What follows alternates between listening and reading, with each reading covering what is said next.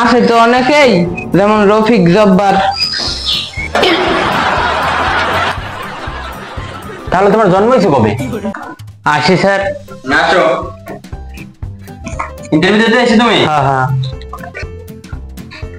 তোমার প্রথম প্রশ্ন হইলে যাইয়া বাংলাদেশের প্রথম প্রধানমন্ত্রী কে ছিল?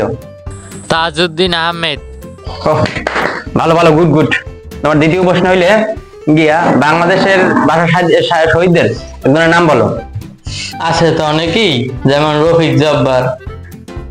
বাংলাদেশ স্বাধীন হয়েছে কত সালে? হওয়ার কথা ছিল 52 সালে, হইছি 71 সালে। ভালো ভালো। তোমার শেষ প্রশ্ন, আকাশের তারা কতগুলা? এটা নিয়ে বিজ্ঞানীরা এখনো গবেষণা করতে আছে। তুমি খুব সুন্দর প্রশ্ন উত্তর দিছো, ভালো ভালো।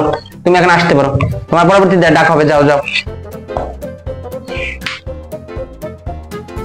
ভাই ইন্টারভিউ তো দেখেন, কি কি প্রশ্ন দিকেছে মোট সাহায্য করে দেন, এইটু কোন প্রশ্ন তো মনে নাই, উত্তর মনে আছে তাই। হ্যাঁ এই কোন তাজউদ্দিন আহমেদ। আরো অনেকে আছে, রফিক জব্বার। এই দুইটি না আরো আছে?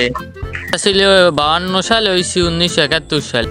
বিজ্ঞানীরা এখনো গবেষণা করতে আছে। ও ভাই আমার অনেক ধন্যবাদ আমার প্রশ্নগুলো করার লাগে। মিয়া কামিং স্যার। হ্যাঁ, আসো আসো। তোমার নাম কি? তাজউদ্দিন আহমেদ। তোমার বাবার নাম কি তাইলে? আছে তো অনেকেই, যেমন রফিক জব্বার।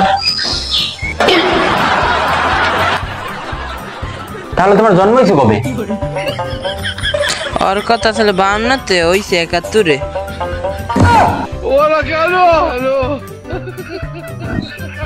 এই বেটা, পাগল হিসাব বাড়ির মানুষ জানে? হ্যাঁ, এটা নিয়ে বিজ্ঞানীরা এখনো গবেষণা করতে আছে। क्या हुआ कैसे हुआ